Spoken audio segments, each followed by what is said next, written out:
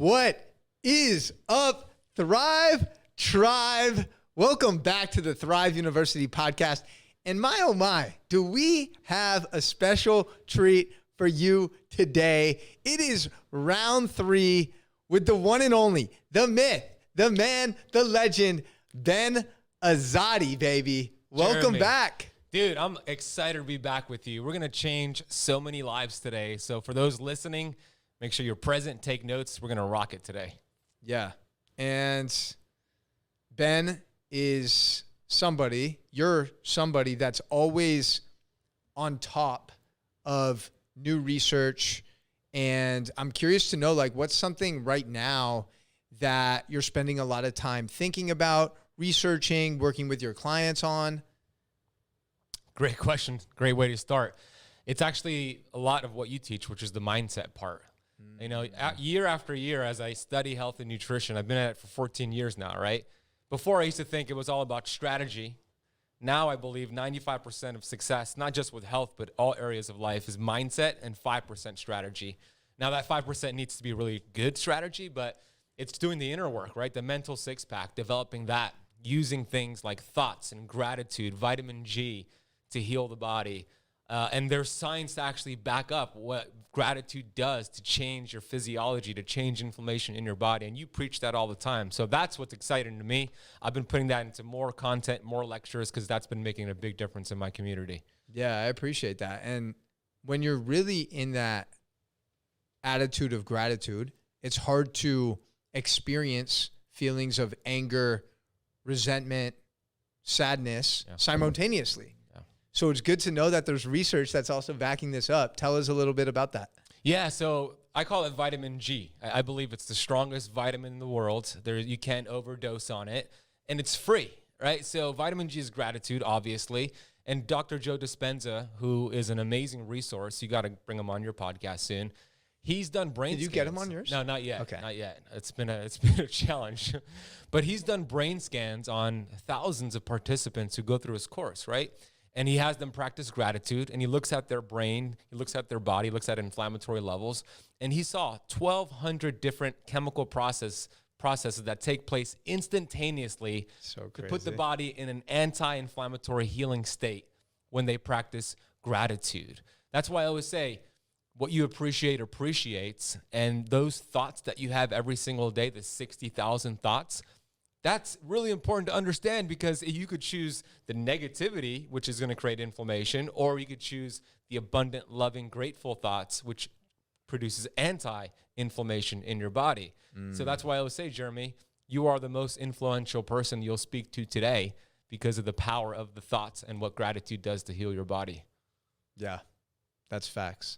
And I also think that feeling gratitude for yourself and acknowledging yourself and celebrating yourself for your journey, for the progress, right? Because so many people struggle with low self-esteem, low confidence, lack of self-love.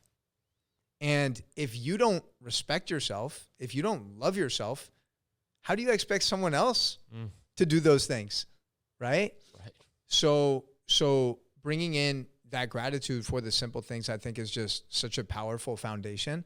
And I actually want to refer back to something you said right before that about strategy just being 5% of the puzzle.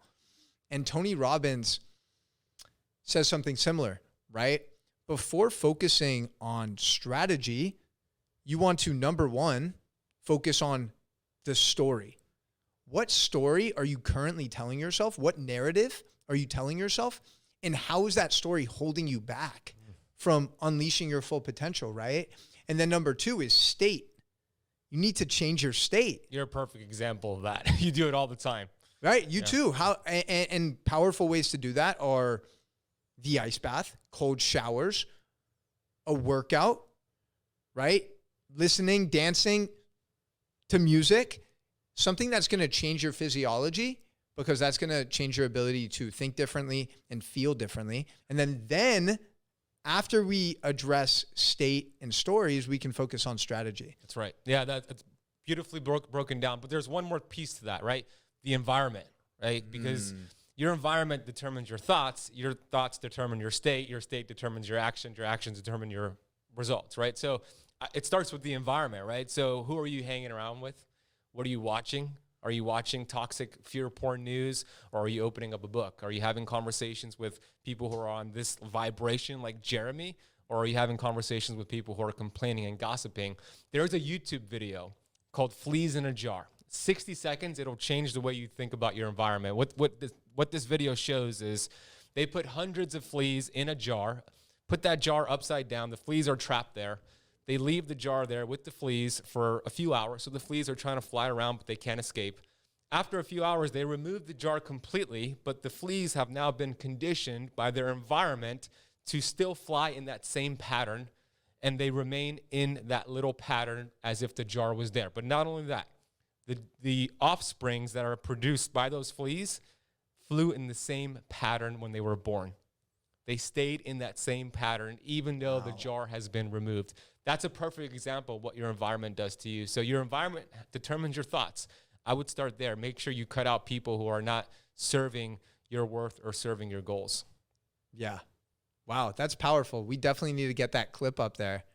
And I always say, just because someone was part of your chapter 2 doesn't necessarily mean that they're supposed to be part of your chapter 8, because as you evolve as a human being, so do your relationships. And if the people that you were hanging out with are doing things that don't necessarily align with your highest self, they're getting blackout drunk, they're smoking, they're watching porn, they're doing things that don't serve your growth, then it's probably time to distance yourself and prioritize your peace, prioritize your path forward. So these fleas, this is a video of the fleas, and they don't leave the jar. They're like... the jar is removed, but they still fly in the same pattern as if the jar was there. They were conditioned now to believe the jar is there. In that same... You could see it on the video on YouTube, in that same pattern. They have offspring, and the offspring still fly in that same pattern. That's fucking wild. It's crazy, dude. It's absolutely crazy. And that's powerful too, because our subconscious mind basically runs our life. Everything. And a majority of our subconscious program is created in the first 7 years. Yep. So understand that all of those stories, all of those experiences as a young child shape our reality as adults. That's exactly it. It's conditioning. Yeah. So when we have those self-limiting thoughts like you were mentioning, it has everything to do with our conditioning and nothing to do with our potential, because it's all just stored in your paradigm, that subconscious mind. But here's the thing. You cannot escape a prison if you don't know you're in one, just like those fleas.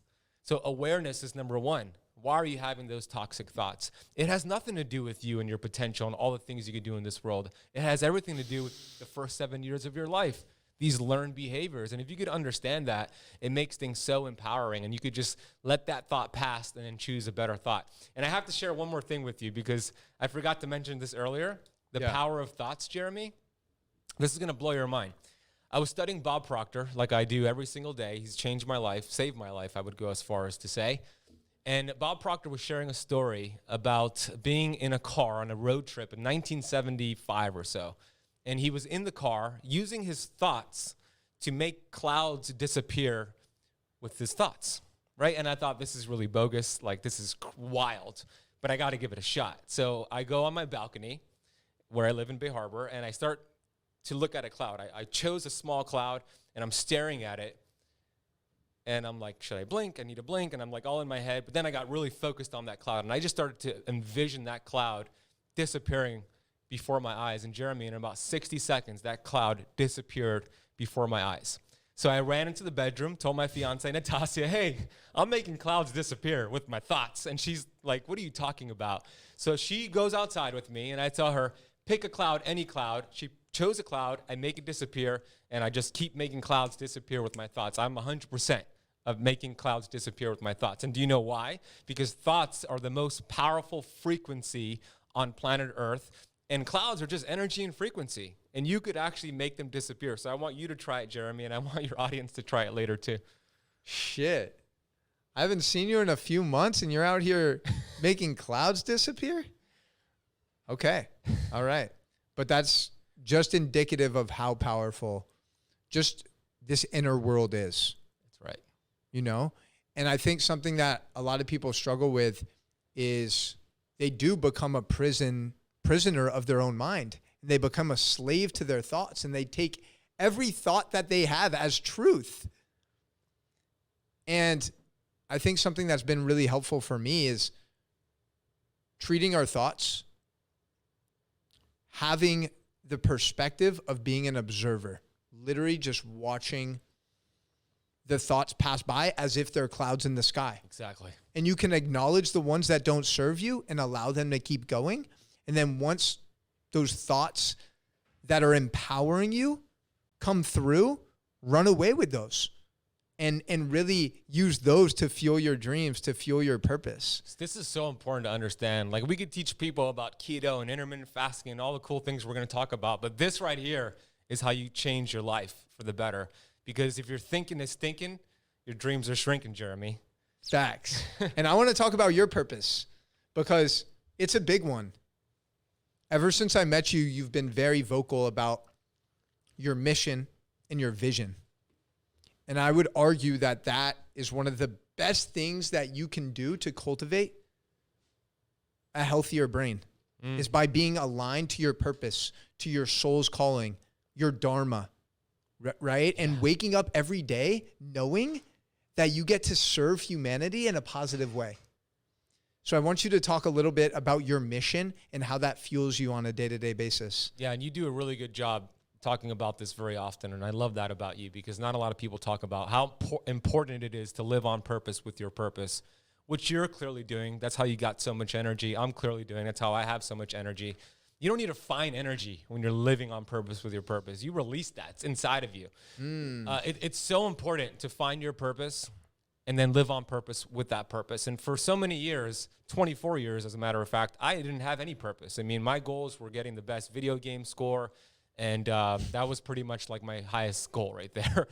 And my purpose actually came from a void. It came from hitting rock bottom and being depressed and suicidal, like I spoke about on previous episodes. And I think that's where a lot of people get their purpose. So if somebody's going through something really challenging right now, you're depressed, maybe you're suicidal, you're rock bottom, you know, this could be a beautiful thing for you. You could turn this around and you could turn that into something really magnificent, a business, a career, an opportunity, a podcast, your purpose, your dharma, your telos. The Greeks call it the telos as well. So for me, you know, I went through depression, suicidal thoughts and all that. My dad got sick. He lost his life to diabetes. And that's what revealed my purpose. I started to see how many people out there are sick and suffering. They're tiptoeing their way through life, hoping to land safely on death's door. They're asleep. They're not taking responsibility for their health. They're treating it casually. And you treat your health casually, you end up a casualty. So the mission developed from that to educate and to inspire and to wake up 1 billion people, to show them that your human body was built so magnificently. You are designed to heal. We just need to do our part and remove the interference. And that's where the mission was stemmed from. Preach, my brother. That was amazing. That might have been one of the best rants on the pod, but you can literally feel the energy flowing through you when you speak about it. And right now, I think the number one reason for people being depressed that doesn't get talked about is that they're waking up with no purpose, with no meaning. They're selling their soul for a paycheck. Yeah. And you can only do that so long before you start to feel the energy and life force being drained from you. So I think something powerful that people can do if they're feeling like they're in that position is start pursuing your passions just a little bit every single day. What's something you're curious about? What's something that you used to love doing as a child, right? And how can you potentially share that with others? Yeah. Because that's really what we're doing. Exactly. And if you live in America, I mean, you have the opportunity to create anything you want with something you love to do. A lot of people say, but I love maybe painting and drawing. How could I turn that into a career? It's been done before. Why not you, right? You could turn any passion into something that's profitable, and money is just a tool to help more people, right? So you could, if you live in America, you can make it happen. We are so blessed to live in this country. And like Jeremy said, it doesn't mean you quit your job today and say, I'm out of here. You know, I heard this podcast with Jeremy and Ben. It means you add one little tweak each week, and small tweaks lead to giant peaks. Say that last line again. Small tweaks lead to giant peaks. That's massive. Small tweaks lead to massive peaks. Mm-hmm. Yeah. That's powerful, because it really is those small changes that manifest into big, massive changes in the long term. But I think so many people, Ben, are impatient, right? Yeah. And they're expecting these results in a week, in a month, in a year. And really, that's not how things work. It requires commitment. It requires consistency. Dude, one of the most common comments on my videos is that I don't blink. I'm cracked out. I must be on drugs. My energy isn't real. And I want to use this opportunity to tell any of those people that my energy is extremely real, and it really does come from this sense of purpose and alignment with my life. I feel so much gratitude and energy because I literally get to do what I love every single day. And there's no greater life force and energetic frequency than aligning yourself with your purpose.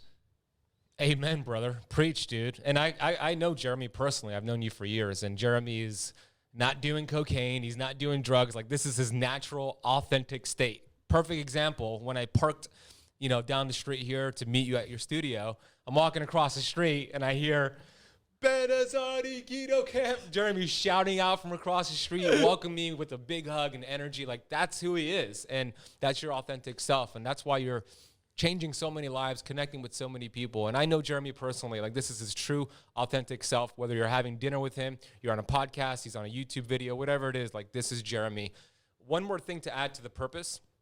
There's a great book that came out in the 1980s called Recovering the Soul. Great title, from a medical doctor named Dr. Larry Dossey. And they just did a study in that book looking at when Americans had their first heart attack or stroke. And they would predict that American adults would have their first heart attack or stroke 85% of the time during Monday morning between 8 and 9 a.m. going to a job that they hate. And that's what stress does, to your point, to lead to disease in your body. Yeah. And it's crazy, right? Because the Western medicine model is never going to address that, right?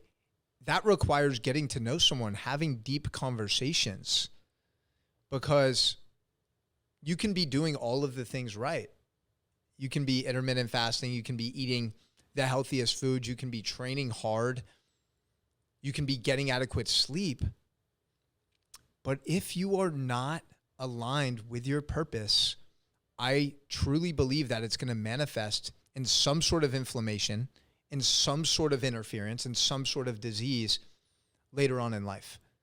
It will. It's a fact. It's an absolute fact. I mean, if you want the science behind all of this, because some people hear this and they think gratitude and thoughts and, being aligned with your purpose, they think it's a little woo-woo. Have you seen people kind of make those comments? Yeah. So then we could back it up with science, right? I mean, just go study Dr. Bruce Lipton, who I've interviewed. Have you interviewed him yet? No. Yeah, so I interviewed Dr. Bruce Lipton, and he explained, and he has research that shows the thoughts that you create, those 60,000 thoughts, are frequencies that penetrate your cell membranes and communicate with your DNA nucleus. If it's a stressful thought, because you're thinking about how much you hate your job, you're watching toxic news, you're watching fear porn, social media, highlight reels, and it's negative thoughts, the stinking thinking, the proteins produced by your DNA are inflammatory. Your thoughts are creating inflammatory proteins 60,000 times per day. But think about the opposite. If you're actually doing the things we're talking about here, practicing self-love and gratitude, living on purpose with your purpose, turning off the news, opening up a book, listening to podcasts like this, If you have 60,000 thoughts, that's 60,000 opportunities to put your body in a healing, anti-inflammatory state every single day. How empowering is that? And your conventional doctor is not going to tell that to you, but that is an actual fact. Yeah. It'll be fun. Maybe down the road, Ben, myself, some of our other friends and colleagues will open up some sort of school or academy that puts all of these teachings in a curriculum where people can actually go through this journey and just get fueled with the most legitimate knowledge and tools to take 100% ownership of their life. I'm speaking that into existence.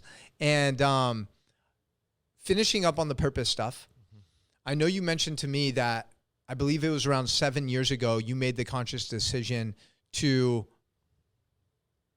stop drinking alcohol because it was preventing you from being the most powerful version of yourself. That's right. And I'd love for you to just kind of dive deeper into that. Yeah, I never had a drinking problem, meaning I wasn't addicted to alcohol, but I was an occasional drinker. I would have a drink maybe 2 or 3 times a month.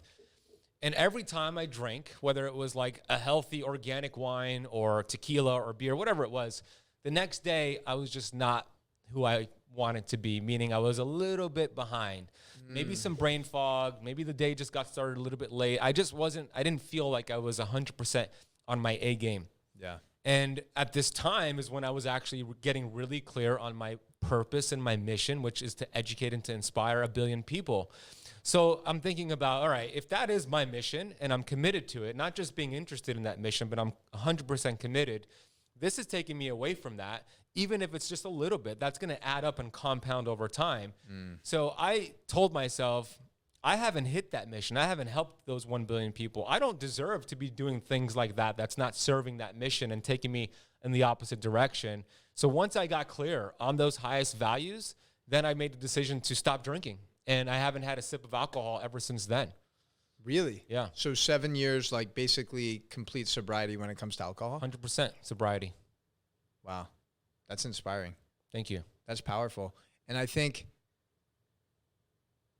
sometimes we've been told that a couple glasses of wine is actually beneficial for your heart, which is complete bullshit because that's under the preface that resveratrol, which might be beneficial in some capacity, you would legit need to drink like a couple bottles of wine by yourself to get the benefits of resveratrol, right? Which obviously is not going to serve you. And I think a lot of people underestimate how much of a negative impact even just a couple drinks has on your brain, your sleep, and your ability to show up in the most powerful way for yourself and for others. They do. Most people do. And you're right. Alcohol is a neurotoxin. It doesn't matter if it's the best alcohol in the world or some cheap beer. All of that is a neurotoxin. You're killing brain cells every sip of alcohol that you drink. Not only that, your body needs to treat that like a poison because alcohol is a poison. So what happens is your liver has to detoxify that alcohol. So it prioritizes getting rid of that alcohol over producing bile, which breaks down fat, over other amazing processes like burning fat and producing energy. That alcohol takes high priority because it's a toxin. So the body stops all these other processes that are very much needed to deal with the alcohol coming in. And then once it, processes that alcohol, it goes back to that. But if your liver is already toxic and sluggish, like most Americans, and you're adding alcohol, which is making that liver work even harder, you're just adding fuel to the fire. And it's very important to understand this because that's what's happening to a lot of people. And to your point, they're actually not aware of what it's doing to their body. Yeah. It's just another case of something that is legal because alcohol is legal, but that doesn't mean that it's not a drug. And like you said, this is a liquid poison that literally crosses your blood-brain barrier. And if we want to create better mental health, if we want to create brighter futures for ourselves and our families, I just think we need to revisit our relationship with alcohol. And I personally enjoy an occasional cocktail here and there, a cold beer, whatever it may be. But you just have to ask yourself, is this something that you have control over? Or is this something that you are dependent on because you're using it to numb yourself from actually being with yourself, from feeling your emotions? Great questions to ask.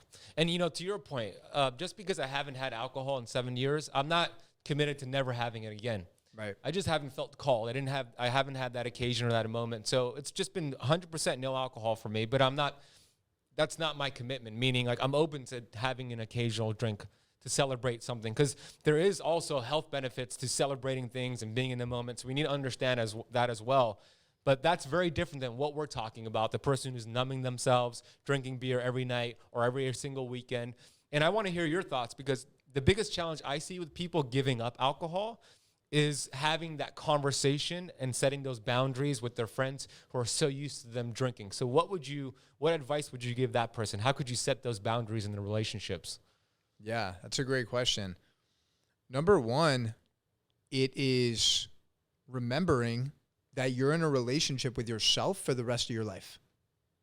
So yeah, it might be challenging to have these conversations with people that you've been friends with for a long time, but you are your top priority. Your health, your children, your future generations, right?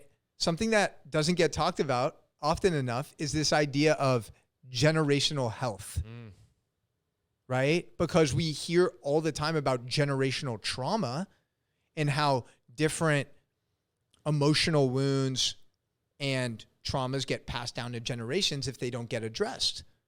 So we have the opportunity to actually change the narrative, face our traumas, heal from our emotional wounds, and create true health and healing in our lives, and then give that gift to our children, to our future grandchildren.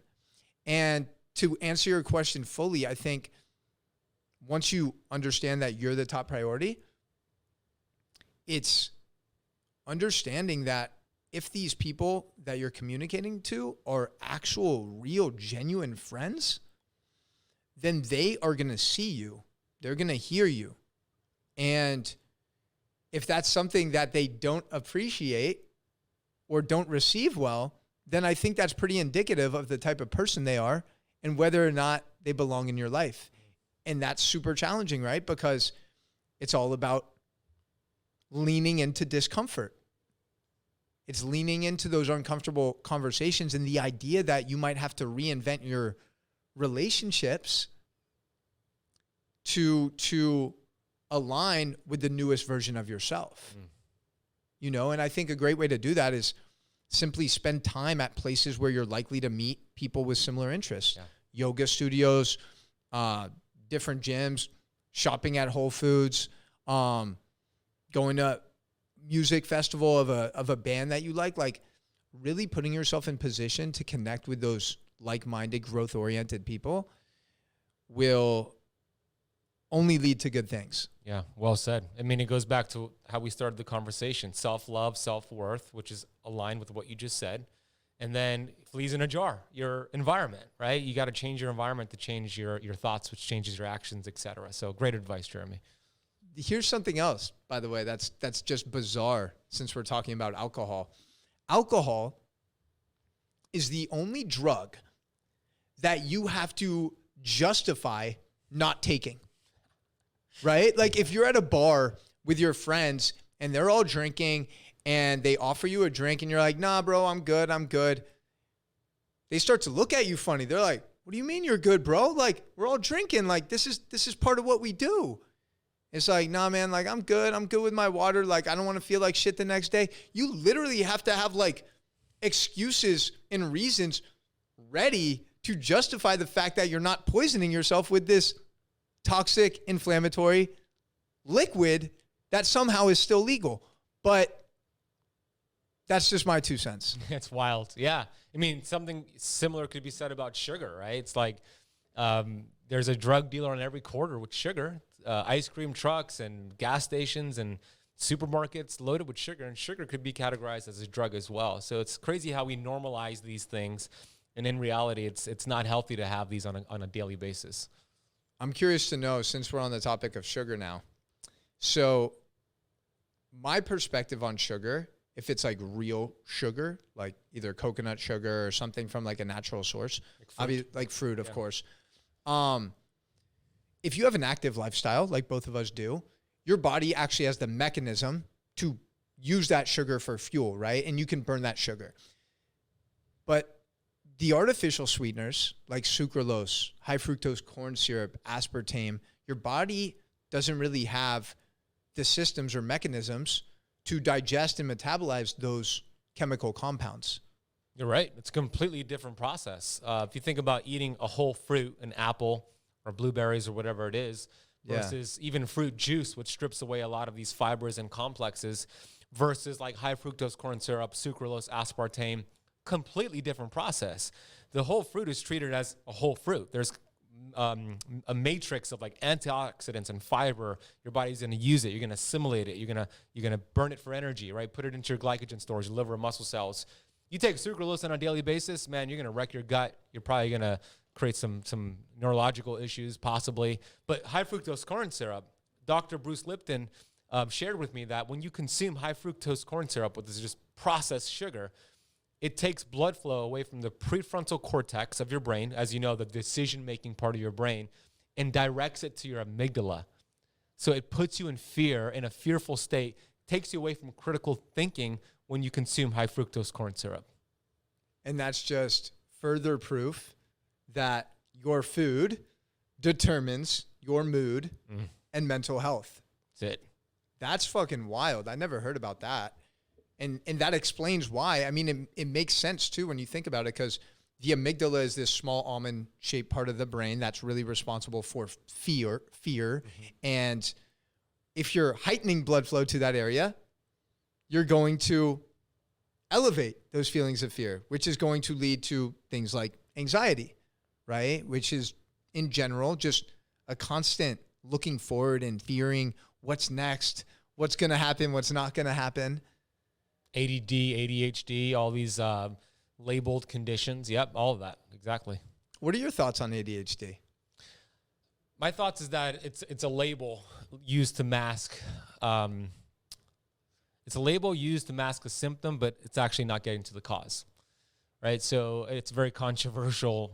I don't know what you think about that, but I think it's made up. I think that a kid who has ADHD, you could put him in front of something he loves to do, and his ADHD goes away. So how do you explain that, right? I think it's a matter of them not finding the things they love, but also, nutrition, lifestyle, et cetera. So I think it's a combination of things, and I think it's treated the wrong way, like conventional medicine always treats, and it's just looking at the symptom, putting a Band-Aid on it, versus getting to the cause or causes to why this person actually has these symptoms. What are your thoughts on ADHD? This is good. This is great because a lot of people are going to be triggered by what you just said. I know. And I want to preface everything that I speak, and I second this with everything that Ben says. Like, none of the stuff that we're talking about or saying is designed to offend anyone or hurt anyone's feelings. So if you do find yourself getting triggered by any of the things that we're saying, it's just an opportunity to really check in with yourself and ask why. And we're not saying to agree with us or believe everything we're saying. Always do your own homework, your own research. These are simply our opinions. This is not medical advice. That's right. And I could be completely wrong, but that's how I feel right now, right? I'm open to changing my mind. My perspective is very similar to yours. I believe that for the most part, ADHD is a fabrication of the mind, and it's a label that has enabled pharmaceutical companies to make hundreds of billions of dollars off legalized cocaine, such as Ritalin, Adderall, Vyvanse, which has literally been found to, if you look at brain scans, which has literally been found to impact the brain in a similar way that chronic cocaine use does, right? And we're giving this stuff, bro, to 7-year-olds, 8-year-olds, 9-year-olds. It's somehow become normal in our society that we're literally feeding children methamphetamines rather than actually holding our parents responsible, teachers responsible. Kids are not designed to be stuck in a classroom for 7 hours learning about shit that they don't care about. That's right. And like you said, once you actually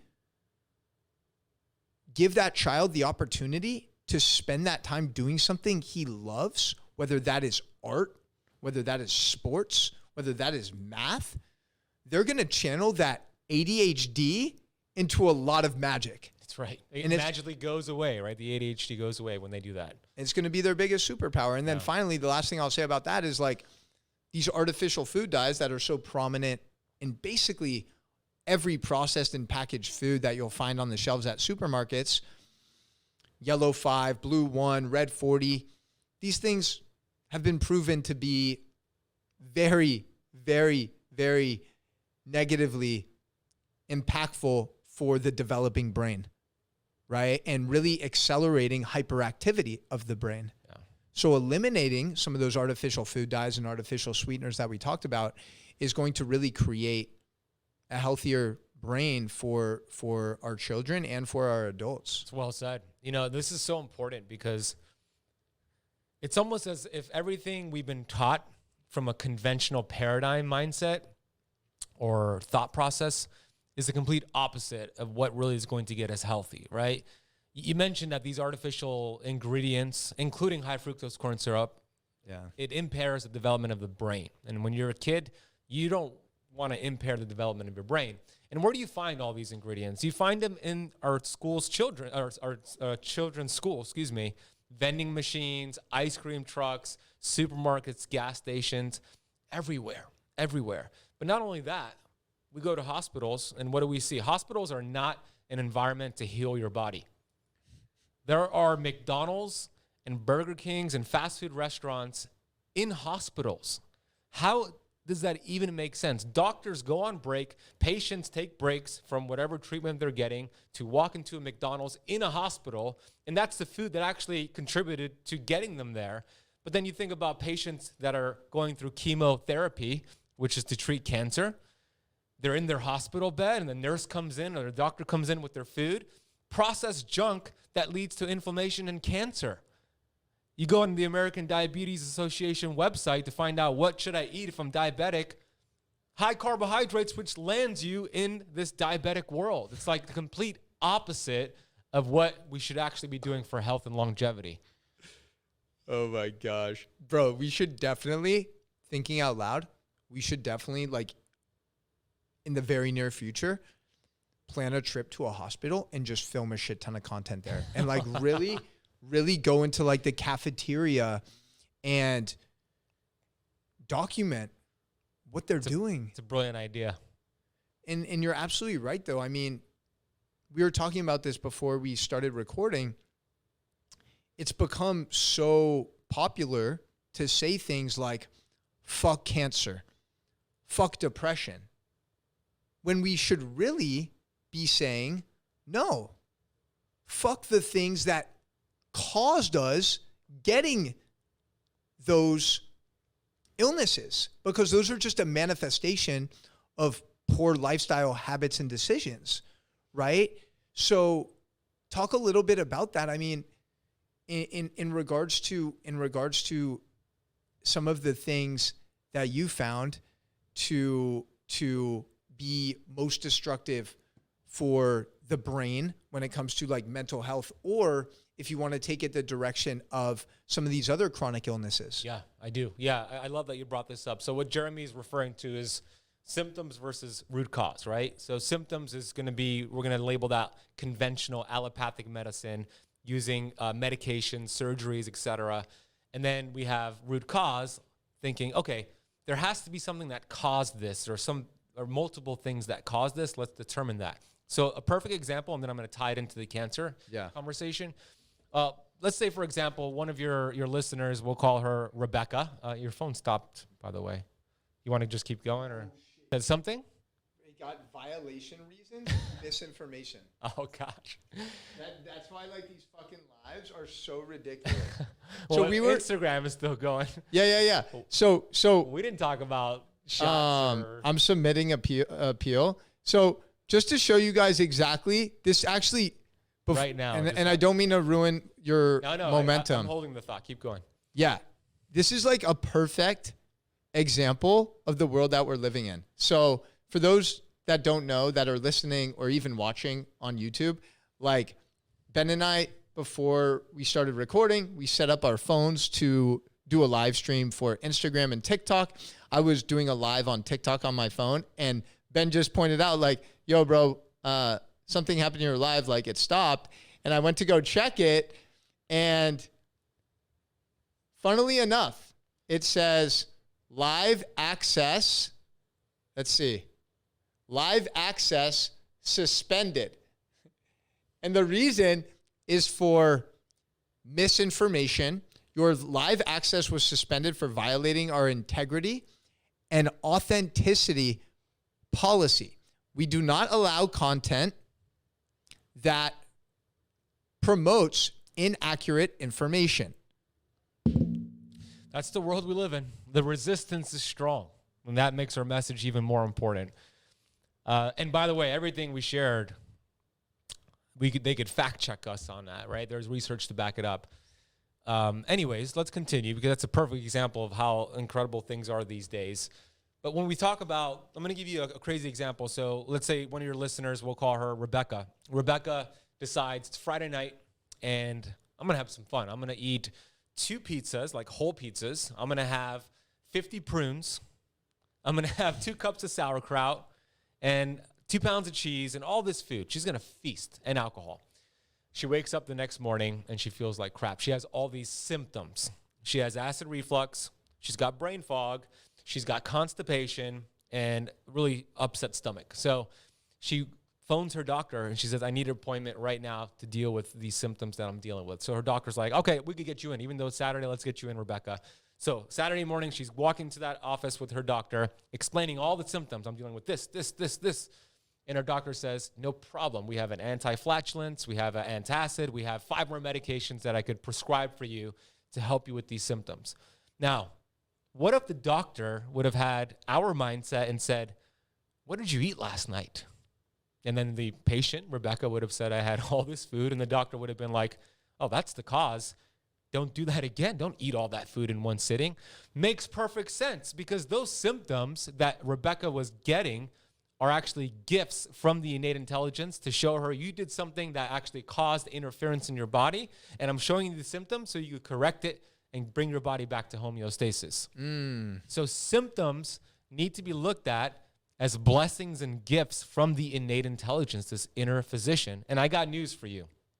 Cancer, diabetes, autoimmune disease, obesity, and all the other conditions people are dealing with are all symptoms. They're actually not the problem, to your point. They are a result of the problem. So we have Western medicine, conventional medicine, just chasing symptoms and treating symptoms, like driving on a road trip and having the check engine light come on and just covering it up. But then we have you and I, and people who are actually looking at functional medicine, saying, hey, why is this check engine light on? The symptom. Let's turn the car around, pull it over, open up the hood, and find out, and then remove that interference. And then what happens is the symptoms go away, right? Yeah. If you're dealing with weight gain, if you are 100 pounds overweight right now, you don't have a weight problem. You have a weight symptom. You get healthy, the weight comes off, you release it. But you don't chase the symptom and try to cut calories and focus on weight loss. You focus on health. So there's so many things we could compare that to when it comes to symptom chasing. Yeah.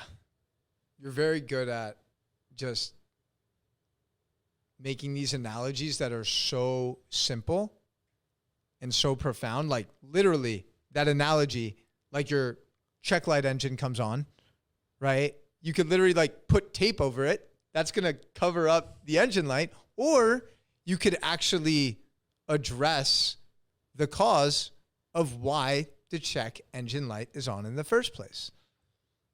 And those are the stories and analogies that actually, I think, bring this understanding to another level. And I want to piggyback what you said. We're so quick to label things like anxiety, ADHD, and depression as these terrible things, when in reality, it's an opportunity for you to actually check in with yourself and ask yourself questions like, why am I experiencing these different feelings and emotions? Why are these things coming up?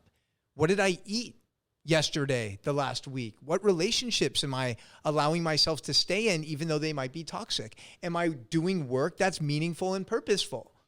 Am I moving my body? Yeah. Right? Like, this is a common checklist that we should be going through to really check in with ourselves. And I remember when I first experienced like feelings of depression, I didn't even know what depression was. I was at the University of Oregon, where there's like no sunshine for at least 6 months. And I went to the campus doctor and I mentioned that I was just feeling not like myself, not trying to be in social situations, just feeling very isolated and lonely. And within 10 minutes, I got a prescription for an antidepressant, an SSRI. And not once did the doctor ask me what my nutrition was like, what my fitness was like, what my relationships were like, what my school was like, if I was going through any stressful situations, just being a college kid. Not once. And I figured on my own research, I realized like, oh, wow, sunlight actually plays a huge role in mental health. And I haven't seen any for like 4 months, right? Seasonal affective disorder is a real thing, right? And you know what's interesting about that story is that it's amazing because we live in a world right now, Jeremy, where the patient actually knows more about nutrition and lifestyle than the actual doctor. And we're educating these conventional doctors. That's the world we live in because they read books, they listen to podcasts, and conventional doctors don't have the time. That person you saw in the University of Oregon, they just didn't have the time. All they knew was, hey, this works for, depression and symptoms towards depression. But we live in a world where we actually know more. The average human who is studying this information knows more than the actual doctor when it comes to nutrition and lifestyle behaviors. Yeah. And the average doctor learns less than 20 hours of nutritional content in their 4 years of medical school. And God knows what type of nutritional content they're even being exposed to. It's funded by big food companies. That's what they're being exposed to. Yeah. And there is a time and place for conventional doctors. Thank God for like surgeries and all these things they do. But when it comes to changing your lifestyle and nutrition, it's like that's not their wheelhouse. It's just not. So I don't know. I'm sure you probably saw this. I think it was last week. Came out Psychology Today. A bunch of other really respected medical journals were basically saying that depression is not a product of a chemical imbalance in the brain. Whoa. Which is really disheartening to think that for the last 50 years, we've been prescribing tens of millions of Americans with antidepressants and SSRIs with the intention that these drugs are going to boost their levels of serotonin production under the assumption that the reason they're depressed is because they lack serotonin. Right? Yeah. So 50 years later, we come to this realization. And the thing that bothers me is that none of these pharmaceutical companies are being held accountable. Mm-mm. And in addition to that, these drugs have really nasty side effects: sexual dysfunction, sleep disturbances, and really disrupting the gut microbiome. Which is connected to the brain, by the way, right? It's all interconnected. Yeah, it's sad, Jeremy. It's sad because so many people use this as like their last resort. They really need help. They're depressed. They can't go to work. They can't function in relationships. And I've been there. And they're really looking for things to help with that. So they put their trust into these medications, into these doctors who I really believe they're really well-meaning psychologists, psychiatrists, right, doctors that are prescribing them. But it's the wrong paradigm. It's looking at the symptoms, not getting to the cause. It goes right back to everything that we're mentioning here. What is your premise? Me and Jeremy, we share the same premise. The body was built to heal, identify the interference, remove the interference, the body heals itself. That's our premise. Would you agree to that? Yeah, for sure. And the premise of psychiatrists, psychologists, doctors is The body's not built to heal. It's actually, it needs help. It needs assistance. You're depressed. Your brain has a chemical imbalance. We need to give you something to help serotonin to be produced. But it's looking at the symptoms, looking at things that are really far removed from the cause. And that's a perfect example with what just came out about the depression and the meds. It's sad. It's awful. So I'm going to offer, because one of the things I love about you is that you present problems, but then you usually always follow it up with a healthy alternative and solution. So I want to do that now. And I want to share my 3 simple things, simple tips that you can do every single day to naturally boost your brain and your mood. And number 1, natural light, preferably first thing in the morning. Get that optic nerve to trigger some of those neurotransmitters and really set your circadian rhythm in your body's biology. So take off your sunglasses is what you're saying. Yes. In the morning. Yep. Exactly. Number 2, eating healthy fats. EPA, DHA, some wild-caught salmon, some sardines, some grass-fed beef, and then add in things like avocado, extra virgin olive oil, dark glass bottle. You already know. And then finally, the unconventional one is stop scrolling so mindlessly on social media. It's good.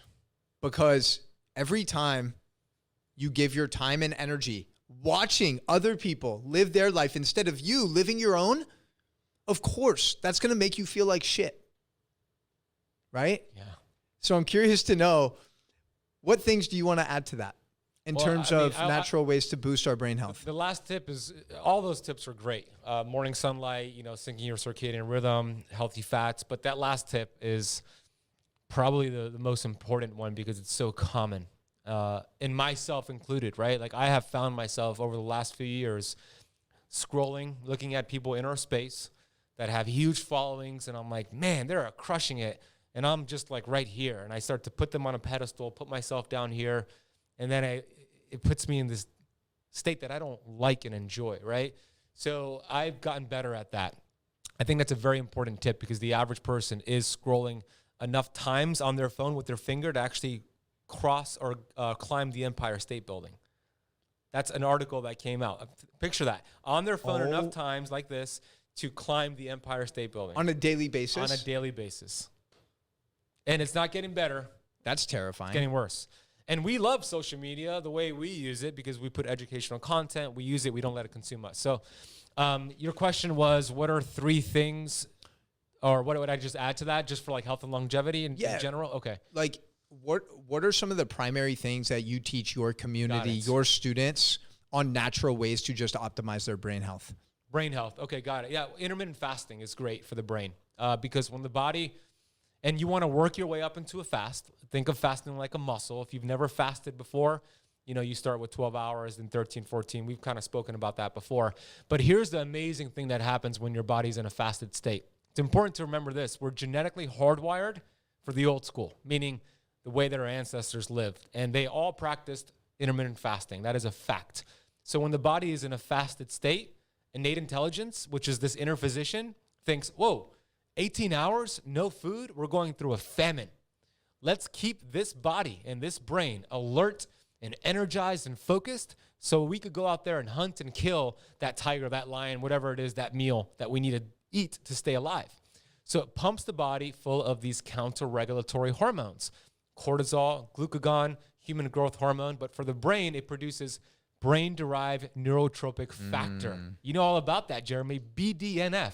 This is miracle grow for your brain. This is brain fertilizer. And this is your innate intelligence, the body pumping your brain, pumping your system full of energy and resources and blood flow to go out there and hunt and kill. But the ultimate hack, you're not going to do that because you live in a country that has food readily available. So you're just going to use all that energy and focus to have an amazing, intentional, productive day. And that's one of the reasons why I love fasting. Can you also talk a little bit about autophagy? Yeah, it's another amazing benefit. So autophagy, the Greek definition stands for eat thyself, which sounds pretty weird, right? But it's another amazing process from the innate intelligence.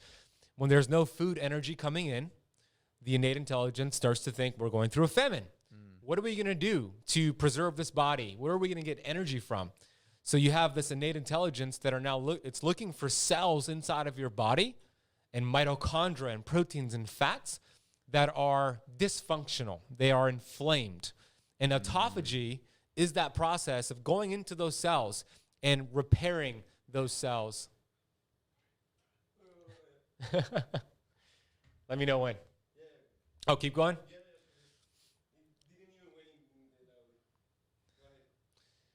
And autophagy is that way of repairing the cell. So I have an analogy that I'm going to give for your audience. You've heard me share it before probably. It's think of the refrigerator you have, right? You open up that refrigerator and you have groceries that all have an expiration date. The milk, the cheese, the butter, the orange juice, whatever it is. Right. What would happen if you just let all of those groceries inside of the refrigerator expire? You don't use them, but you let them expire. They get nasty. They get moldy. moldy. They get moldy. But instead of throwing those nasty groceries in the trash, you just shove them towards the back of the fridge, go to Publix, Whole Foods, go to buy fresh groceries and put them in front of the old groceries and close that door. That's going to be disgusting, right, Jeremy? Mold, bacteria, disease will develop in that refrigerator. Human body is just like that refrigerator. We have cells, proteins, mitochondria, and fat that have these expiration dates on them.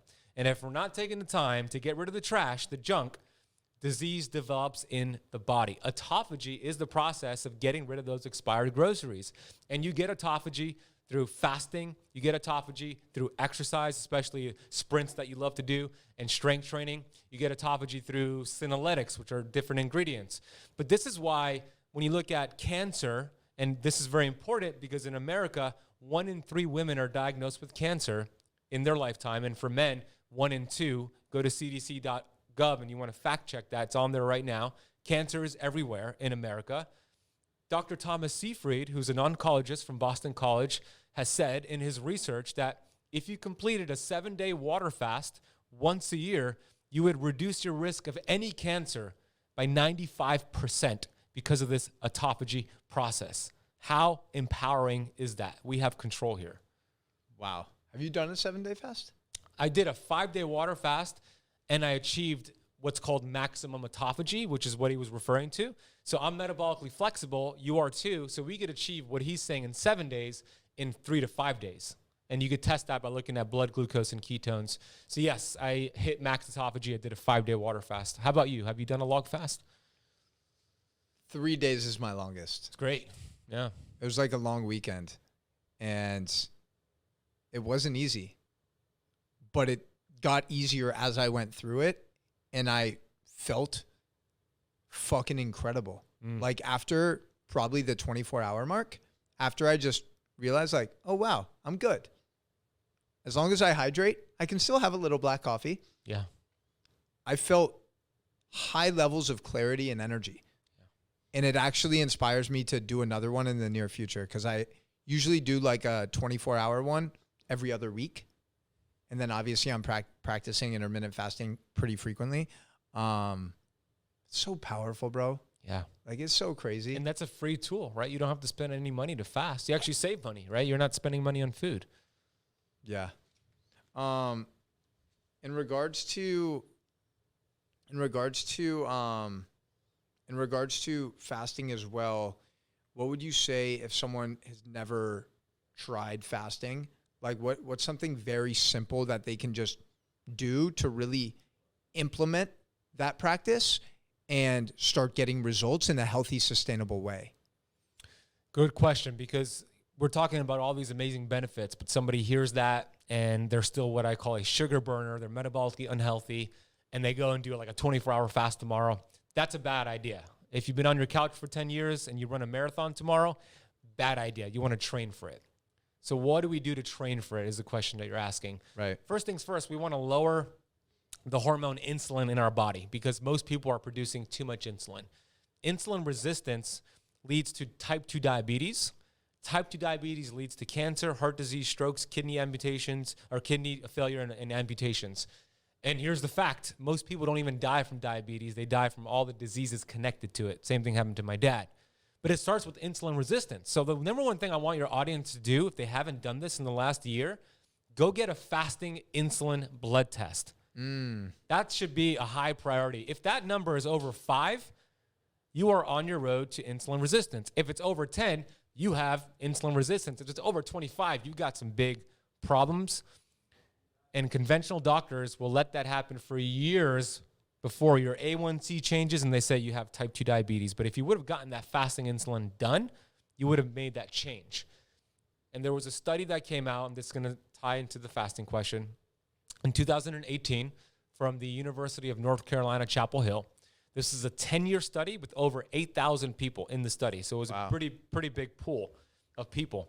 And they wanted to determine how healthy or how unhealthy are American adults. So they looked at blood pressure, BMI, A1C, on medication, off medication, and here was the result. 88% of American adults are metabolically unhealthy. And Jeremy, that was before COVID. You think that got better or worse after COVID? Definitely worse. Definitely worse, right? So they have insulin resistance. So the first step is to find ways to lower insulin before you even practice too much fasting. So how do you do that? Well, when you think about the 3 macronutrients, carbohydrates, protein, and fat, carbohydrates will spike glucose and insulin the most. Different carbs produce different responses, but carbs will spike insulin the most. So therefore, we want to lower carbs, increase protein and fat, because fat doesn't touch the dial on insulin, and protein has a different insulin response. Eat more fat and protein, eat less carbs. Now, that could be keto, or that could just be low-carb paleo. Either way will work. Once you've done that for 7 to 14 days, then eliminate your snacking in between meals. Have your breakfast, lunch, and dinner. But as you know, and I shared this last time, the average American is eating 17 to 23 times per day. So crazy. Isn't that nuts? And people hear me say that and they think I'm making that up. But if you really think about it, my definition of eating is anytime they start the digestive process and raise glucose and insulin. So the almonds, the kombucha, the protein bar, the protein shake, throughout the day, people are grazers. And if you want to age fast and develop disease, eat every 2 to 3 hours. You'll get there very, very soon. So eliminate the snacking, have breakfast, lunch, and dinner, and then you could start with the 12-hour fast and work your way up. Yeah. Well, that was incredible. That literally provided so much value. Unreal. I can only imagine how much value you're providing your community and students every single day. So if you are someone who really wants to optimize this part of your life, your nutrition, your hormones, right? Getting your nutrition dialed in, your insulin sensitivity, resistance, and remove maybe pre-diabetes from your life. You just want to get on a healthier path, definitely check out Ben's work and dive deeper with him because his students are getting absolutely incredible results. So hit the link in the description because this work needs to be shared with as many people as possible, bro.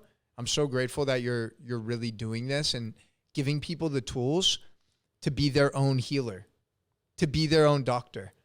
And I think that's something that we're very aligned with is wanting the people that we work with, our students, our clients, to eventually become their own practitioner, their own doctor, because nobody knows your body better than you do. And once you learn how to actually listen to the signals that your body's constantly giving you, you can actually start listening and giving it exactly what it's asking for, whether that's nutrition, sleep, movement, relationships. And that's when you start to really create true healing, right? It's beautiful.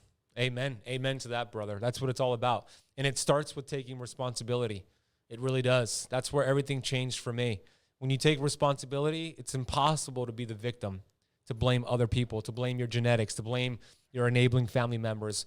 Responsibility is your ability to respond to life. The better that is, the better your life. But that's where it starts. That is the starting point of all change. It's taking ownership and responsibility, which you've done in your life, changed the course of your life. I've done with mine, but that's where it's at. So we hope we have given a lot of people who felt hopeless hope, and the starting point is responsibility. And once you take ownership, we're excited to hear your stories. We're excited to hear some success that came out of this episode. And Jeremy, I love what you're doing. You're changing so many lives. You've grown so much over the last few years, and you're just getting started, brother. You know, day one, every day, both of us, dude. And there's so many people that are changing their lives because of your work and what you're doing. And I learn from you all the time. I love how you show up. I love your energy. I love your authenticity. So keep showing up. The world needs you. And thank you for bringing me back on your show. Wait, by the way, I think you thought I was ending the show by saying to like go check out your work. I did, yeah. No, Yeah. I wasn't. I wasn't. Okay. I was literally just telling you guys because hopefully in a short conversation with Ben, you can see how much knowledge and wisdom he has. So dive deeper, honestly. Dive deeper. Like if any of the stuff, if you're watching on the live streams right now and like stuff that Ben is saying is hitting you, like go to his profile, check out his links and get involved with him. Trust me. I would never give somebody my endorsement if I didn't strongly believe in what they're doing. Okay. So thank you, Jeremy. And I meant everything I said, even though we're not ending. I appreciate you, bro. Yeah. So check out Ben's links. He's one of my, like I said, one of the dudes that I really look up to in the space. And I'm grateful to have him as a friend. And it's been way too long since we've done this and just like connected. Yeah. Something you said though really resonated. And I think this is something that is holding so many people back with their health and their happiness. And that is they are addicted to playing the victim. They're addicted to blaming their parents for their problems. They're addicted to blaming external circumstances. They're addicted to blaming their genetics. They're addicted to making excuses. And I want you to understand that there's zero power when you're playing the victim. The power starts to happen when you understand that you're actually the creator of your reality. Regardless of the shitty hand that you've been dealt, regardless of what else is happening in your life, you literally have the power and potential inside of you to create a new narrative, a new story, and a new reality for yourself. That's right. And I think if people continue playing the victim and just saying like, oh, my parents had a heart attack or my grandparents had Alzheimer's, I'm destined for failure, I'm destined for disease. Well, guess what? You're going to get it. If that's your mentality and mindset about living your life, then you're going to continue manifesting those mediocre results. Right? Yeah, I love that. I 100% agree with you, Jeremy. And I was the victim before, right? I was blaming everyone and everything. And then I became the victor. And that's where there is power, right? When you're a victor, not a victim. But it feels good to blame other people temporarily because it takes the responsibility away from you. And it leaves you powerless, but it gives you this short-term kind of gain. And it's a weird place to be in. And I've been there myself. But like you said, if you expect those things to happen to you, there's a power in expectation. There's a big power in expectation. And I'm going to give you an example of this. It's a story from the Bible, but it's not a religious share that I'm about to share real quick. Moses, who we all know was a leader and he had followers. In the Bible, there was a story about Moses leading his followers through the desert, and he wanted to change the consciousness, the paradigm, the subconscious mind of his followers before he took them into this new, beautiful land.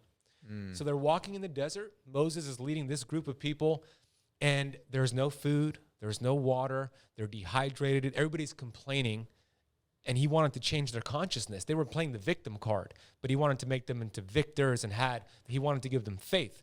So all of his followers walked up to Moses and said, hey, Moses, we're going to die out here, dude. You're leading us to our death. What are you doing? You don't know anything. They're blaming him. So Moses said, hey, why don't you go pray to God for rain? We could collect that rain, drink it, hydrate, and keep going. So they go out there and they pray. Hours later, no rain, no land, no food. They're really complaining, and they're really victims at this point. They walk up to Moses and they say, Moses, God has forsaken us. We're going to die out here. And Moses takes a step back. He looks at them. He looks around and he says, where are the ditches? And they're like, what do you mean ditches? And Moses said, if you would have truly expected rain, you would have dug the ditches to collect that rainfall. I don't see any ditches out there. Your expectation was not what you thought it was. And that is the power of expectation. Faith over fear. You could actually create amazing things when you truly expect good things to happen, or you could create bad things if you truly expect bad things to happen. By the way, great story. I wonder if they actually used the word dude back then in the Bible. Probably Like, not. I ad-libbed a little bit. I'm like, but I'm actually curious, like how and when some of these different terms and things became used like widely. Like, who's the first person to use the word dude, and like how did that all come about? And I'm curious to know, like, when did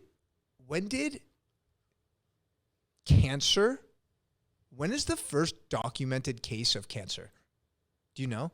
Probably in the 1930s. Probably Otto Warburg was doing some work in the beginning. I would guess. I would have to fact check, but sometime in the 1900s, maybe 1920s or 30s. It's that recent of a phenomenon. Yeah. It might be a little bit longer, but it's definitely within the last 100 years or so. I believe. We need to fact check that. That's absolutely Maybe Santiago wild. could fact check this. Go fact check that, Santiago.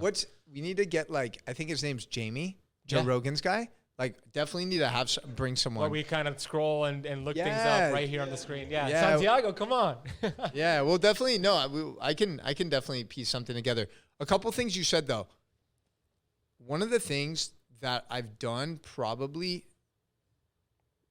this last year or so is take radical accountability and ownership for every area of my life, right? Obviously with my health, with my business, with my relationships. So now when something goes wrong, even if I don't think that I have anything to do with it, even if I do think that somebody made a mistake or an error in judgment, I'm practicing taking accountability and taking a step back and asking myself, is there anything I could have done differently to have avoided this happening? And there usually is always something, bro. Yeah. Like, I could have communicated more clearly, right, with someone on my team, or I could have gone to sleep earlier if I feel like a little fatigued the next day. There's always something that we can do to create a brighter future for ourselves, right? And that radical accountability and ownership is hard. That's why very few people ever do it. But it actually is the gateway to freedom. Accountability is a gateway to freedom. And most people are a prisoner of their own mind because they're stuck in the victim role. They're constantly blaming other people and making excuses. And like you said, maybe that feels good in the moment, but you know and I know that shit is doing absolutely nothing positive for changing the situation and creating a brighter future for yourself. Or the world. Exactly. Yeah. Radical accountability. I love that. You're so right. Accountability is that roadmap to success and freedom. I agree with you. It's like the glue that ties your goals to your results. That accountability is going to get that there fast. It's going to help you get there faster than anything else. I agree with you, Jeremy. I want to switch topics a little bit to something that I know we're both pretty passionate about. And I wanted to make sure we addressed it on this episode. I think I know where you're leading to. Let's see. So on social media, on the internet, there's so many of these fitness professionals and fitness gurus and weight loss experts that are constantly talking and preaching about being in a calorie deficit. You must be in a calorie deficit if you want to lose weight and get healthy. And I just, first of all, want to say that that approach is absolute garbage and bullshit. And I would love for you to dive deeper as to why. Yeah. Well said, Jeremy. There are a lot of people teaching this nonsense. And I used to be one of them. I'm guilty. And I took responsibility and accountability, and I stopped teaching that. I used to host seminars here in Miami 7 years ago, titled it The Science of Fat Loss. And I used to teach people how to get in a calorie deficit, how to use your body as a calculator. And I did that for years. And I realized I was doing a big disservice to my community. Do calories matter? 100% yes. Are calories important? No. They are so low on that totem pole. They're so low on priorities that they're more of a distraction. And these fitness people, these nutritionists, these dietitians, they're leading people towards distraction. Okay, let me give you a perfect example. Let's say we got the honor of attending a workshop by Warren Buffett to learn about wealth, right? Because this guy's a billionaire. He knows what he's talking about. So Jeremy raises his hand and he's like, Warren, how do I become rich like you? And Warren Buffett says, that's easy, Jeremy. Just spend less than you earn and you'll be rich like me. And then he goes on to a different question. And Jeremy's like, wait a minute. Yeah, that makes sense. But there's no solution in that. That's the same thing with calories. In versus calories out. It doesn't give you the solution. It's a distraction. So what really matters then, Jeremy? The metabolic response from those calories. If Jeremy ate 500 calories of Skittles every single day for 30 days, and I ate 500 calories of steak every single day for 30 days, who's going to be healthier in 30 days? The person? I don't know, bro. Skittles have a lot of nutrition. Yes. No. Completely different hormonal response, right? Right. You can't, protein, it's hard to overeat protein. It activates different hormones and chemicals, cholecystokinin, peptide YY, leptin. These are hormones and chemicals that signal to your body and your brain, you're full. How many of those does Skittles activate? 0, right? So it's not about the calories, it's about the quality of those calories. It's about the metabolic response. The human body is not a calculator, not a bank account or a math equation. It is a complex chemistry lab, and we need to treat it as such. So we need to take our focus away from counting calories and put it on inflammation, hormones, and cellular metabolism. That should be priority. And anybody who's teaching you the other direction of counting calories, red flag, call them out, let them know this does not work long term. It actually fails them 99% of the time long term. So let's get away from the nonsense of calorie counting, which is symptom chasing, back to our conversation, and get to the root cause, which is inflammation and hormonal health. Yeah, that was beautiful. Thank you. Yeah, thanks. I'm always learning. Selfishly, I'm asking questions that I'm also going to get value from. In addition to that, dude, I think obsessing about counting calories leads to so much anxiety. You are not designed to weigh out every single portion of food on a scale and count every single calorie. That's fucking miserable. Do you really want to spend your life living like that? That is bringing zero enjoyment to food, to eating. Like, eating is supposed to be ceremonial. It's supposed to be celebratory. It's supposed to be there's supposed to be enjoyment in that. It's a point of connection, right? To your food, to the planet, to the soil, to other humans. And instead, when you're constantly obsessing about fucking calories, bro, it's just like diminishing the value of food so much. You're right. Yeah, that's a very important addition to it. You're so right. It's not healthy to be compulsive over these things, to stress over it. That alone, it's going to cause inflammation and lead to a weight loss plateau, right? And that's just one or a few of many reasons why this is not the direction that we teach our audience. Yeah. It's symptom chasing, and it's unfortunate because a lot of like really big fitness people out there still teach it. They think keto is BS or fasting is BS or paleo is BS. They think in order to lose weight, all you need to do is be in a calorie deficit. That is their one solution, and it's actually not a solution. It's actually a distraction. Yeah. One of the things that you said actually has me feeling even more respect for you, because you said 7 or 8 years ago you were giving seminars on calorie counting and calorie deficit, right? But you were not dogmatic, and you were mentally flexible to be open to learning other perspectives, and you were able to discover other truths, right? So I think that's so important, because we live in a world now that's so divisive that it's left versus right. It's blue versus red. It's pro-vax and anti-vax, right? So for you to actually have the humility to understand, like, hey, I was wrong, you know? And now I'm curious to learn what's right, so I can share that truth, you know? And I think that's a really powerful lesson, is like, never be so attached to your beliefs to the point that you're not willing to hear other points of views and perspectives, because that is exactly how we get to a place that we are right now in America, where I'm getting censored and banned on social media for simply sharing my opinion, which happens to also be factual and truthful. But just the fact that my voice is getting censored for sharing my opinion is absolutely unpatriotic. It's un-American, quite frankly. I agree with you.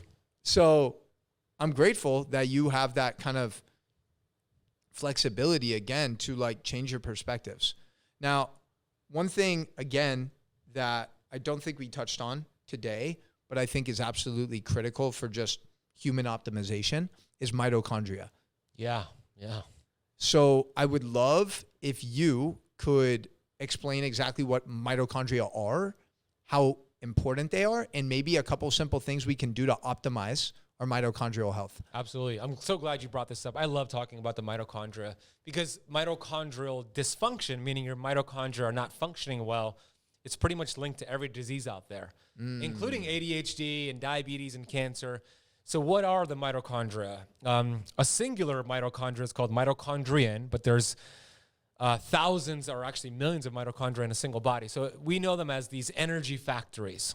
Every cell inside of the human body, there's about 70 trillion cells, have these energy factories called the mitochondria. That's one role. They're pumping out energy. They're pumping out energy currency called ATP, adenosine triphosphate. So think of that as like the gasoline of your cells, but the mitochondria are the factories that's producing it.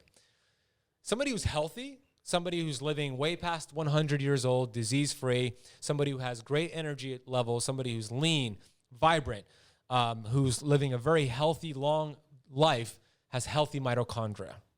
Somebody who has a lot of symptoms has unhealthy mitochondria. That's one role of the mitochondria, Jeremy. There's a second role to the mitochondria. They're actually surveillance systems to determine threats. This is some real cool recent research. Dr. Robert Navio has put out research out there. So the mitochondria have their own intelligence, and it's looking for threats as a survival mechanism because the number one priority for the human body is survival. Right. And the mitochondria are a big part of this. So if there's a lot of stress, threats, the mitochondria will shut down energy production to preserve its life. So when I say stress, that could be mental, emotional, that could be physical, that could be chemical toxicity, but too much stress in any of those areas, mitochondria looks at it, threat, let's lower energy production to preserve life. And then that leads to all these symptoms. So this is called cell danger response.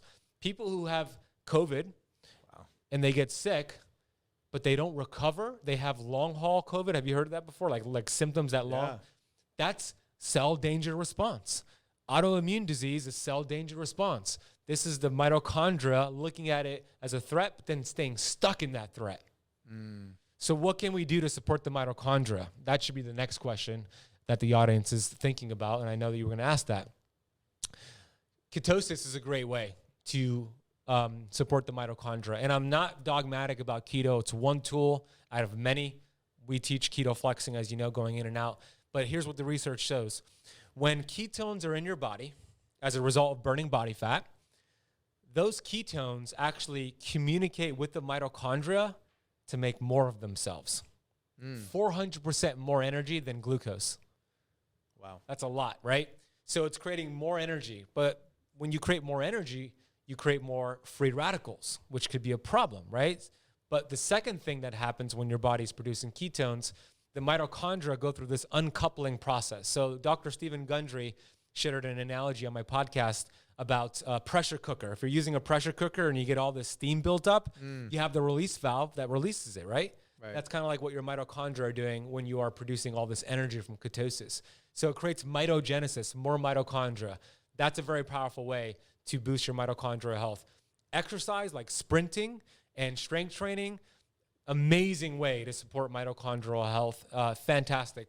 Quality sleep, incredible way to repair mitochondria and go through autophagy, intermittent fasting as well. So there's several things we can do about this, which is very inspiring because we can make a difference with our health here. Yeah. Wow. That's really powerful with that whole surveillance system. Isn't that interesting, dude?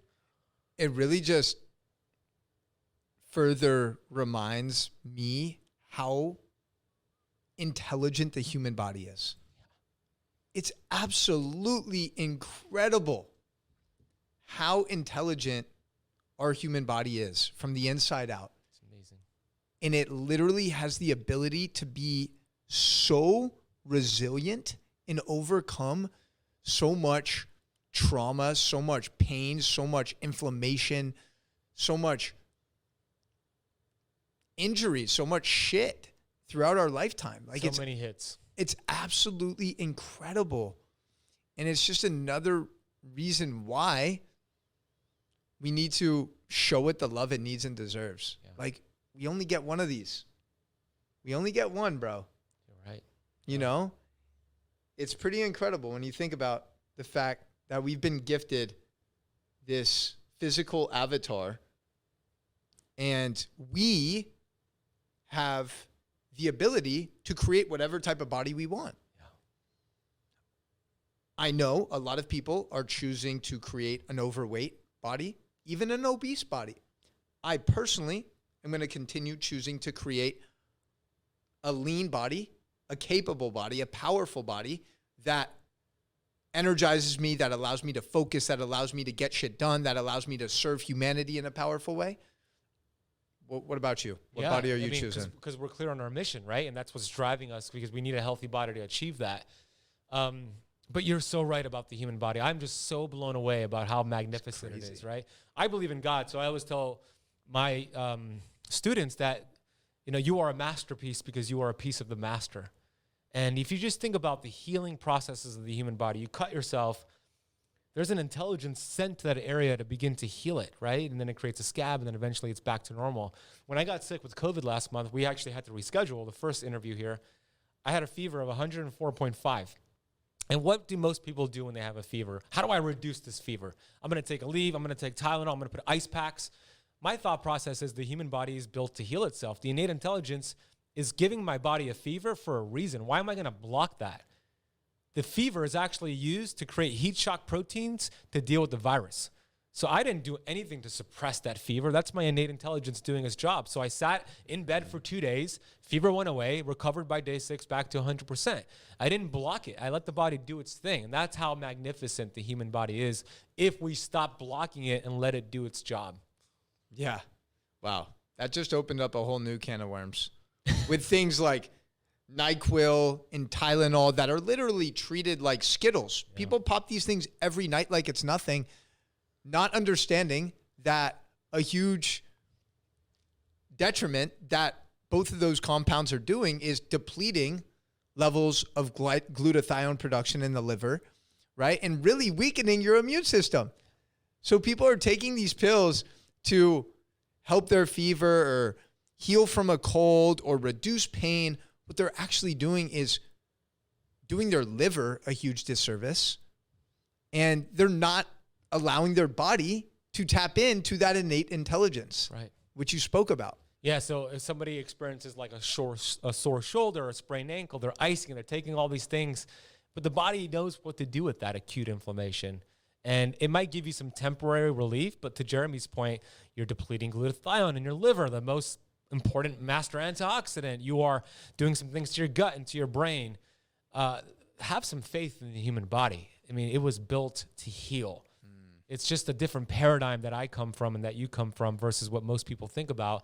I want to close the loop real quick on the mitochondria thing and give your audience a couple cool biohacks on that. Yeah. So it's estimated by the age 70, about 70% of mitochondria is lost. And we actually get all of our mitochondria from our mom, which is super interesting. So I mentioned ketosis, fasting, and strength training. Those are great for the mitochondria, but there's some other things that we can do. So, super interesting research. Melatonin, right? You've heard of melatonin. People think of it like a sleep agent, but it's actually more than that. Every cell in your body actually produces melatonin, and it's the number one most important antioxidant for the mitochondria, the most important one.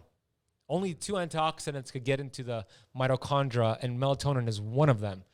And if you take high-dose melatonin cyclically, that could be a great way to support the mitochondria. I take that actually a suppository of 100 milligrams melatonin, but taking melatonin cyclically, even though it's a hormone, it doesn't have the issue of shutting down your own endogenous production. There's no research to show that. So I wouldn't worry about that, but it's a great way to get antioxidants in the body. And then astaxanthin. So astaxanthin is what makes salmon that orange or that orange kind of color. Astaxanthin is also an algae, and astaxanthin acts as, because every mitochondria also has a membrane, just like your cells have a membrane.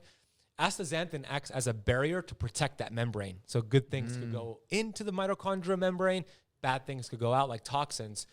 So it's one of the best ways to support that membrane of the mitochondria. And astaxanthin is like edible sunscreen, meaning you talk a lot about taking toxic sunscreen, what that's doing to destroy you. You want to get sun. I agree with 100% of that. When you take astaxanthin orally, like through supplementation, it actually protects you and prevents you from getting sunburned. So if you're going to spend a lot of time outside in the sun, especially here in Miami, take 12 milligrams of astaxanthin, and you get all the benefits of the sunshine without actually getting burned, which is a cool biohack. Wow. Those are both super powerful. Astaxanthin and melatonin. Are you doing the suppositories from Dr. John Lawrence? Yeah, Sandman. Yeah, exactly. Cool. And he's super big on melatonin, like as He the wrote a whole miracle book. molecule, right? That's really interesting. Let me see what time it is. I know oh shit. Okay. We're about to wrap up here. We're gonna probably split this up in 2 episodes. Cool. Just because, I think that's gonna. This is gonna be this one's fucking deep, incredible. Yeah. Okay. I'm gonna give you the choice, because there's some things on here that we had as like some bullet points we were gonna cover going into this conversation. We covered damn near a majority. Yeah, dude. Like, we went deep. I'm really grateful, and it was like super organic and not forced at all, which is always the best way to operate. That's the only way we operate, dude, when we get together. Seriously. Yeah, it's pure flow state. Pure flow state. Okay, so we can talk about veganism and your thoughts on the vegan diet and lifestyle. Or we could talk about anything else, bro, that is on your mind, that is on your heart, that you think would bring massive value to everyone listening and watching. That's good. Okay. We could go into the veganism topic, just because I know a lot of people hear about it and they kind of fall for a lot of the propaganda, right? So I'm going to tie in the veganism to the seed oil thing. Okay. Perfect. Because when you think about these plant-based burgers, like the Beyond Burger, you've called them out a lot on your TikTok channel. I love it. They're loaded with inflammatory ingredients, inflammatory fats. Compare that to beef, right? You just have one ingredient, 100% beef. But you look at the ingredients in a plant-based burger, you got 10, 15, 30, 40 ingredients, things you can't pronounce, including inflammatory seed oils. Now, that's one problem. Another problem is that there's not one culture in the history of humankind that has stuck to the same diet long term. Not one until the last 50, 100 years or so. That's a new problem for us. So yeah, our ancestors, maybe they did the vegan diet, plant-based from time to time, but when they had the option, they ate the meat. They ate, they did keto. They varied their diet. That's where the magic is, diet variation. It's what my mentor, Dr. Pompa, teaches, and that's where it's about. So eating the same diet long-term, it's going to just be a matter of time before you experience symptoms, and then if you keep going, before you experience diagnosis. Your genetics will determine that, and your stress bucket will determine that. So I love the vegan diet, Jeremy, short-term. I love the carnivore diet, which is the opposite, short-term. I love the keto diet, short-term. The magic is in the variation. It's with the change. When you change your foods, you change your gut microbiome. You create more diversity. The more diverse your gut, the healthier you are. And all disease is linked to the gut. So it's a matter of changing things up. We don't want to be dogmatic about it. Health over dogma should be what we're doing here, not dogmatism and propaganda from these films. So I love that you call them out, and we love you vegans. But hey, what you're doing long-term to your body, you're starving your body away from nutrients that are built for your brain, your hormones, and so much more. Yeah. That was really dope. Thank you for that. Yeah. Removing dogma is definitely going to be a beneficial thing for humanity as a whole. I have a lot of vegan friends, plant-based friends. Me too. And I love them just the same. I'm not going to like anyone less based on what they eat or don't eat. So let me just put that out there. Or who they vote for or don't vote for. Yeah. It's all love all the time. Anyways, I believe that a majority of vegans don't actually practice healthy lifestyles with the food they consume because they are exposing themselves to a bunch of these industrial seed oils. They think just because something is vegan or a restaurant is vegan, it equates to it being healthy, which is the furthest thing from the truth.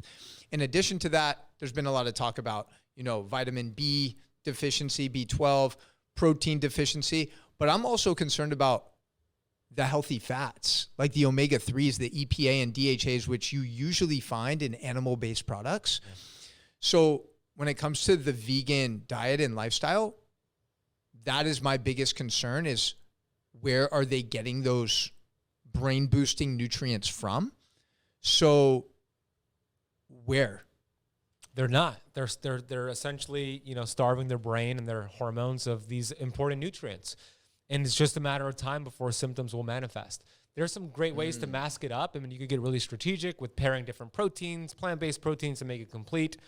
But the fact of the matter is that it's not an optimal long-term diet. Yeah. It's going to cause more problems. And these vegan products are loaded with seed oils. And we know the issue with seed oils. Seed oils are more inflammatory than sugar.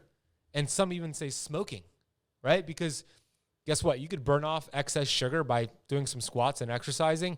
These seed oils, the half-life of linoleic acid, which are these vegetable oils, the half-life is 2 years, Jeremy. Meaning if you'd made the decision today to stop eating seed oils, these omega-6 fats, and you got rid of them, 2 years from now, half of them will still remain in your body fat. They are highly inflammatory, and they lead to cancer, heart disease, and a whole host of problems, including insulin resistance.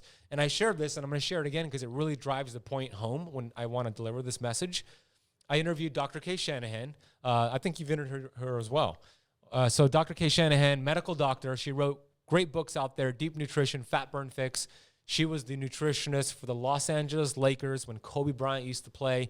She taught Kobe Bryant about seed oils and bone broth. She got Dwight Howard off of his sugar addiction. She's an amazing resource. I interviewed her and a gentleman named Brian Peskin, who's an MIT researcher who has done a lot of research on seed oils. And I asked them both the same question. I asked first Brian Peskin, what's worse? What's going to cause disease faster? Smoking 2 packs of cigarettes every single day or eating these inflammatory fats, these seed oils? So Brian Peskin, very analytical guy, he says, well, according to the research, if somebody smoked 2 packs of cigarettes every day for 28 years, the chances of them developing lung cancer within those 28 years is about 16%, 1/6. Then he said, if somebody ate these inflammatory fats, these vegetable oils, every day in their salad dressings, cooking it with their food, every day for 28 years, the chances of them developing cancer or heart disease is 86%. That's just one man's research, right? That's just this guy's research. So I asked Dr. Kay Shanahan if his research aligned with her research, and she said, actually, Ben, that 86% chance of disease is closer to 100% chance of disease, right? She even, during the beginning of COVID, she was on Bill Maher, she was on Fox, showing the link between countries that consume the most linoleic acid, seed oils, and the countries that had the most deaths from COVID. She was showing the correlation between that. So they're highly inflammatory. They're an aggressive oxygen attractor. And the reason is because of their chemical structure. They're called polyunsaturated fats. Poly meaning many, double bonds, many opportunities to attract oxygen, which make these fat molecules unstable. They're oxidized. Think of oxidation as biting into an apple and leaving the apple on the counter. It turns brown. That's kind of what's happening to your body. And the processing of them are disgusting. I want your audience to go on YouTube and type in how canola oil is made and see how disgusting it looks going through the processing process. They put detergents and cleaning agents, and it has all this, it's disgusting. So I'm going to give your audience a list of what Dr. Kay Shanahan calls the hateful eight. We want to avoid these, and they're in a lot of vegan foods, by the way. We have canola, cottonseed, corn oil. We have sunflower oil, soybean oil, and safflower oil. And then we have rice bran oil and grapeseed oil. Those are the hateful 8. Swap those for saturated fats, monounsaturated fats. Your favorite monounsaturated fat is olive oil, dark glass bottle, right? Oleocanthols, like make sure it burns your throat, makes you cough, like that's legit olive oil. You also have avocado oil that's not cut. You have butter, ghee, grass-fed, duck fat. You have beef tallow. These are much healthier for your body. Yeah. That's so crazy with how destructive these seed oils are. And I'm curious to know, you said there's the research in regards to the countries that consume the most of them in COVID, right? Does any country consume more seed oils than America? Yeah, I think I'm going to ask Dr. K. Shanahan this, but I think South America does, and I think India might as well. Really? Yeah, I think. I got to double check. But South America doesn't necessarily surprise me, but India surprises me. Just because India is like where a lot of Eastern medicine rose up from. Yeah. That's interesting. Yeah, I would love to learn more about that.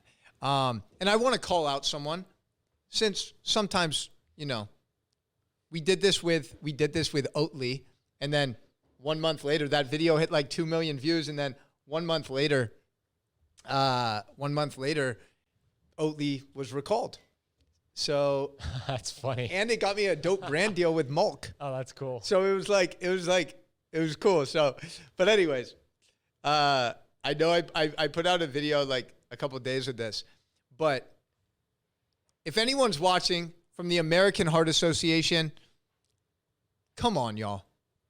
Y'all are absolute criminals. You're literally putting your seal of approval on some of the most toxic inflammatory products in the world. Cheerios. I can't believe it's not butter. Other cereals that are laced with glyphosate. You are the reason why 600,000 Americans die from heart disease every single year. It's because of your corruption. It's because you are taking millions of dollars from these huge corporations to put your seal of approval. And it's a huge disservice. It needs to be stopped. You need to be held accountable. And that's exactly why I'm speaking out against it. And do you support this message? 100%. It's almost criminal. I mean, Dr. K. Shanahan calls the American Heart Association the biggest fake news organization in America. Yeah, we're talking to you. So let's get this podcast viral. Let's get this clip viral. Let's spread this message of truth. Even if TikTok Live bans us, we still coming. We still coming strong. Mr. Ben Azadi, I want to acknowledge you, bro, because, man, every time I sit down with you, I literally learn so much. And you're one of the best communicators in this space that I've come across. The way that you're able to break down such complex topics into a very simple way is really a gift, bro. And I think that's why you've been able to create such powerful momentum the last 5, 6, 7 years, is because you've really worked at that craft, and it's so indicative when you speak. And I'm so grateful for you, bro. Thank really. you, brother. I'm grateful for you, Jeremy. Love what you're doing. Love how you show up. This has been, I think, our best conversation yet. Like, we just get into this flow state, and I really believe it's going to make a big difference for a lot of people. So thank you for allowing me to serve your community again. Hell yeah. And where can people find you and connect with you? My website has everything, benazadi.com. We'll have my books, my programs, etc. So everything's in one place over at benazadi.com. Cool. And social medias? That's on the website as well. So I'm just at the Ben Azadi on all platforms too. Yeah. Phenomenal content. The Keto Camp podcast too. Yeah. Just continues to grow and expand. The YouTube content, the IG, the TikTok, like it's all there. It's all getting seen and heard. And wow. This conversation literally has me so inspired. So thank you for that, bro. This was so much fun, and I can't wait for next time. I can't wait to just continue connecting and building our friendship. Me too, brother. I'm inspired. Let's go. Let's get it. Much love, everybody. Thank you for watching. Thank you for listening until the end. If you are still here, that is just a huge sign that you don't have ADHD. You don't have one of these attention deficit disorders. You literally have an incredible attention span. So acknowledge yourself. Celebrate yourself for still being here. We appreciate you. Go check out Ben's stuff. Go hit the link in the descriptions. And most importantly, take ownership of your health, of your happiness, because you only get one life and you deserve to make that life count. Let's get it. Much love. Peace.